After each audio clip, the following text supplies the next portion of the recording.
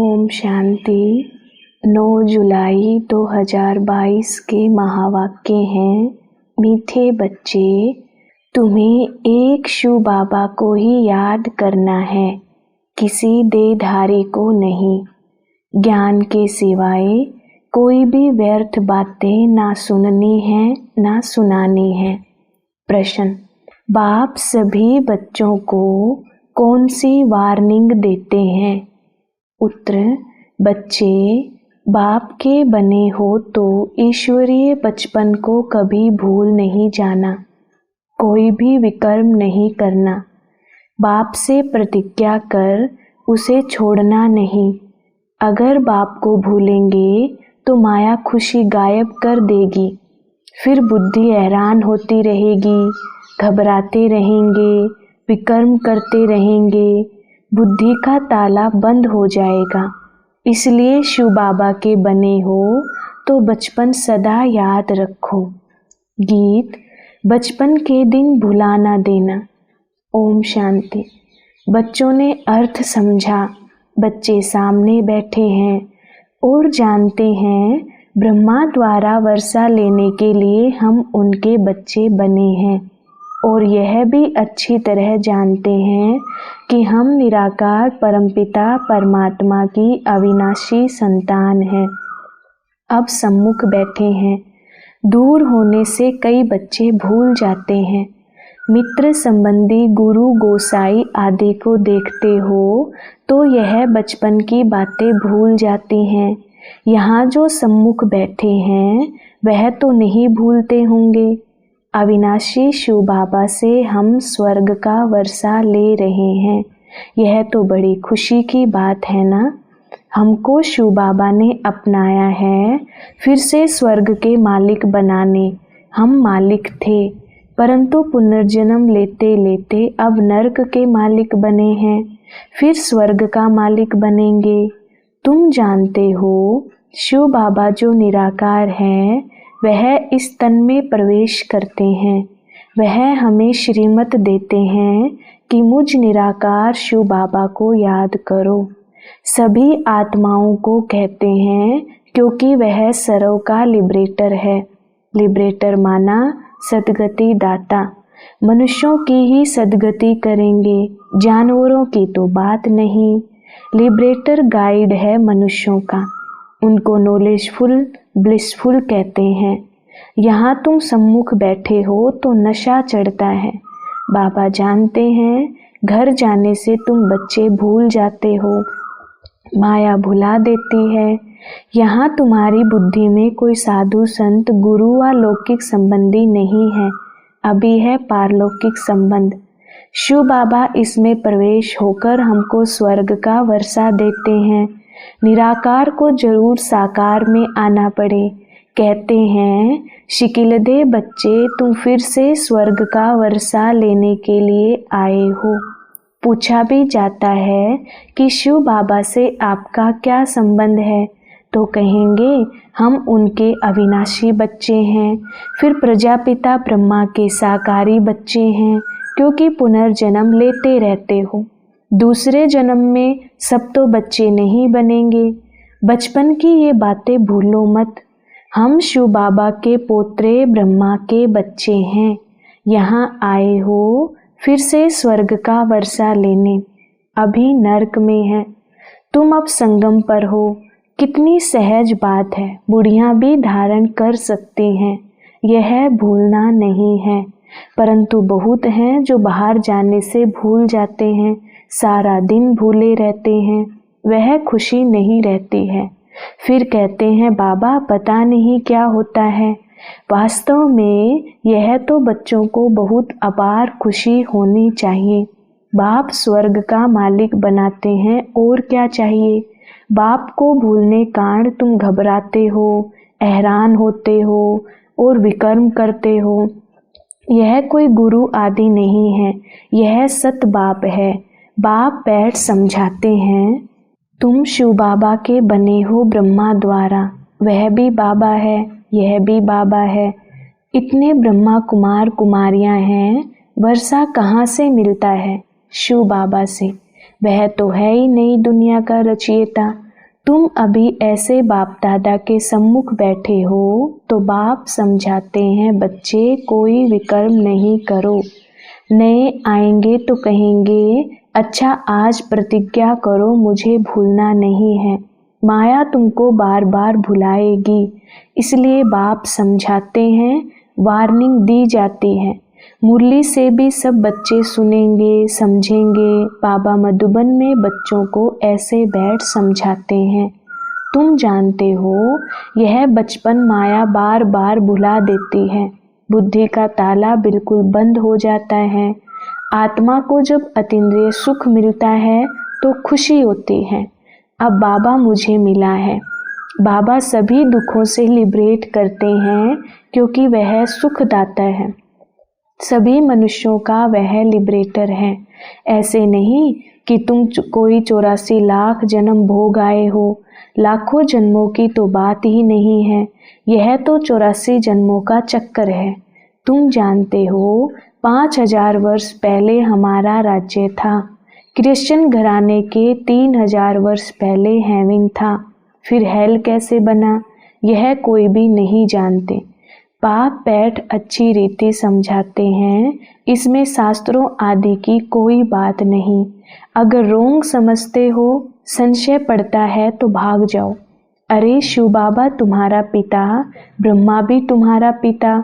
शिव बाबा कहते हैं, इस ब्रह्मा तन में प्रवेश कर इनको बच्चा बनाता हूँ। फिर इन द्वारा और बच्चे एडॉप्ट करते हैं। उन्हों को शिक्षा दे फिर स्वर्ग का मालिक बनाते हैं। स्वर्ग के मालिक थे, अभी नरक के हो। तुम देखते हो हम बाप के सम्मुख बैठे हैं। हम बच्चे दादे के वर्षे के हकदार हैं। पावन जरूर बनना है। पावन बनने बिगर आत्मा उड़ नहीं सकती। यह तो गपोड़े मारते रहते हैं, फलाना निर्वाण धाम में गया, व ज्योति ज्योत में समाया, जाता एक भी नहीं। जो भी एक्टर हैं सबको हाजिर यहाँ होना है। जब तक विनाश शुरू ना हो तब तक हाजिर होना है। आत्माएं आती ही रहती हैं। जब वहाँ से आना पूरा हो जाता है तब लड़ाई लगती है। तुम्हारी राजाई स्थापन हो जाती है, वहाँ से भी सब आ जाते हैं। यह सब बातें बाप बहुत अच्छी रीति समझाते हैं, परंतु तुम भूल जाते हो।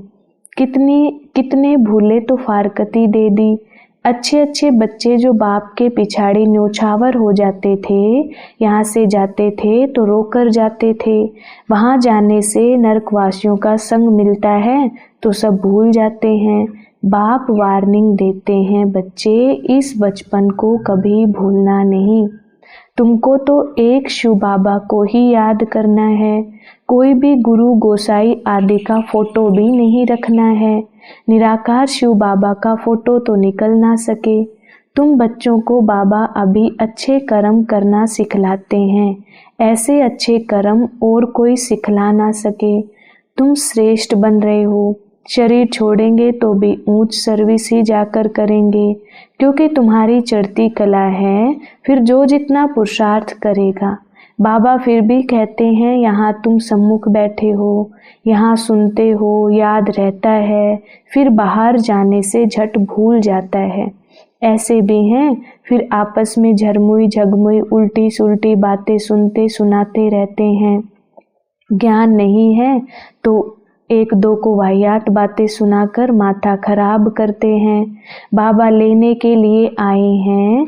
बाबा कहते हैं, बच्चे मुझे याद करो तो इतना ऊंच पद पाएंगे।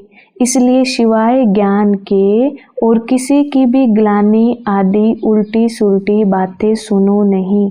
बाप को कहते हैं हेवनली गॉड फादर, स्वर्ग स्थापन करने वाला वर्ड गॉड फादर। सभी मनुष्य मात्र का बाप एक ही निराकार है। तुम एक धर्म के हो जो ब्रह्मा कुमार कुमारियां बने हो। पीछे फिर और धर्मों की वृद्धि होती है। सतयुग में एक ही देवी देवता धर्म होगा, सब गोरे होंगे।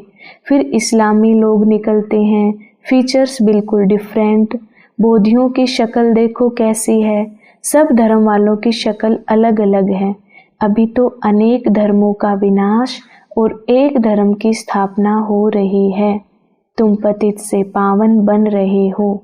याद रखना, तुम्हारे दुश्मन माया बड़ी दुष्टर है।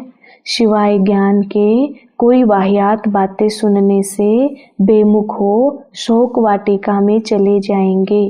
बाबा बार बार समझाते हैं, तुम्हारा धंधा ही यह है, बाप से वर्षा पाने की युक्ति बताना। बाबा ने समझाया था, तुम्हारा परमपिता परमात्मा से क्या संबंध है, वह बोर्ड लगा दो, बड़ी अच्छी लिखत हो। ब्रह्मा कुमारियों का नाम सुनते डरते हैं, तो फिर और युक्ति से लिखा जाता है। बोर्ड पढ़ेंगे तो बाप दादा का परिचय मिल जाएगा। जरूर साकार द्वारा ही वर्षा मिलेगा। शिव बाबा है इस स्वर्ग की स्थापना करने वाला। मुसलमान कहते हैं बहिष्ठ स्थापन करने वाला। अभी तुम उनके बच्चे बने हो, ऐसे बाप को भूलो नहीं। माया कितनी जबरदस्त है, तो बाप कहते हैं इस बचपन को भूल मत जाना। बच्चे तो सब है ना, भल कितना बड़ा आदमी होगा तो भी बाबा कहेंगे तुम्हारी माया बड़ी दुश्मन है।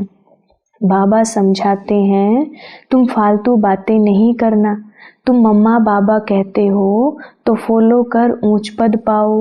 लाडले बच्चे, मुझे याद करो तो विकर्मों का बोझा उतर जाए, नहीं तो भोगना पड़ेगा। फिर उस समय बहुत फील होगा। अंत में ऐसी भाषणा आती है जैसे बहुत समय से भोगना भोग रहे हैं। हिसाब किताब चुकतू होता है, तब वापस जाते हैं। वह सारा साक्षात्कार होता रहेगा। अच्छा, मीठे मीठे शिकिलधे बच्चों प्रति माता पिता बाप दादा का याद प्यार और गुड मॉर्निंग। रूहानी बाप की रूहानी बच्चों को नमस्ते। धारणा के लिए मुख्य सार। पहला पॉइंट, संग दोष में आकर ईश्वरीय बचपन को भूलना नहीं। आपस में कभी भी कोई वाहियात उल्टी सुल्टी बातें ना सुननी है, ना सुनानी है। ज्ञान की ही बातें करनी है।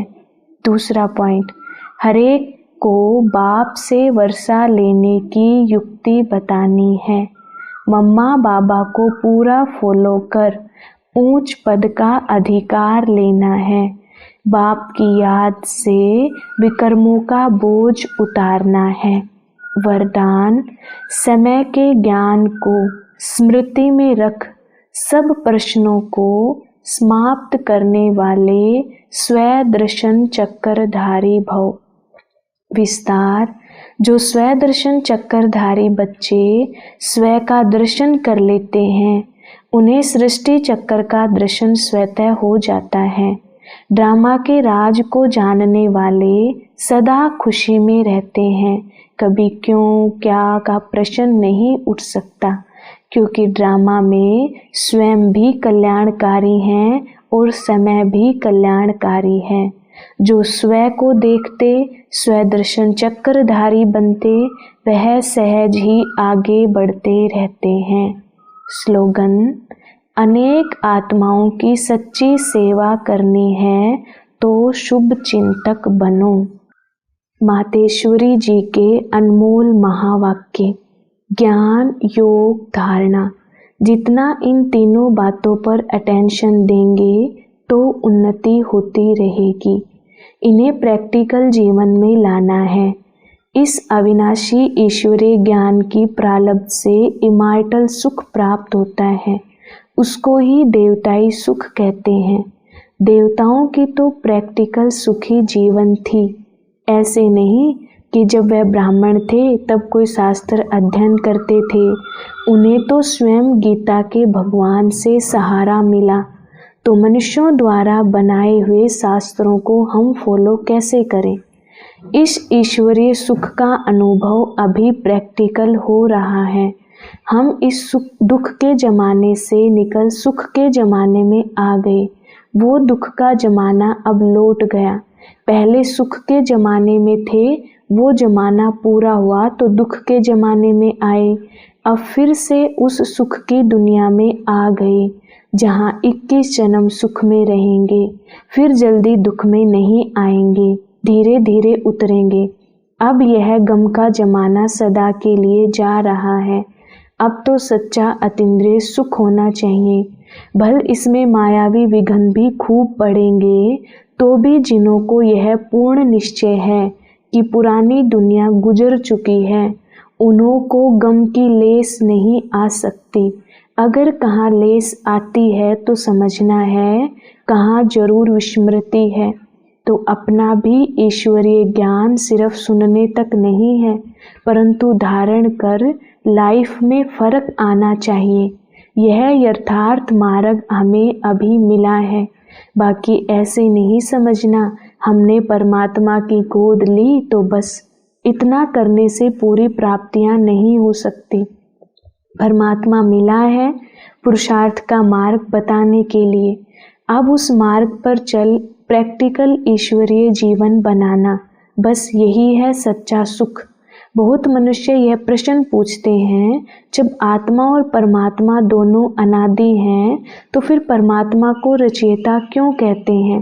परमात्मा को बाप और आत्मा को संतान क्यों कहते हैं? अब इस पर समझाया जाता है, परमात्मा भी अनादि है, यह सारी दुनिया अवश्य मानती है। उसके लिए ऐसा प्रश्न नहीं उठ सकता कि परमात्मा को किसने पैदा किया। नहीं, वैसे आत्माएं भी अनादि और अविनाशी हैं, परंतु दुनिया के लोग ऐसे समझते हैं आत्मा परमात्मा का अंश है, तो वो भी परमात्मा हो गया, इस हिसाब से अनादि समझते हैं। अब यह तो हुई उन्हों की मत, लेकिन स्वयं परमात्मा द्वारा हम जान चुके हैं कि परमात्मा पिता है और हम आत्माएं बच्चे हैं।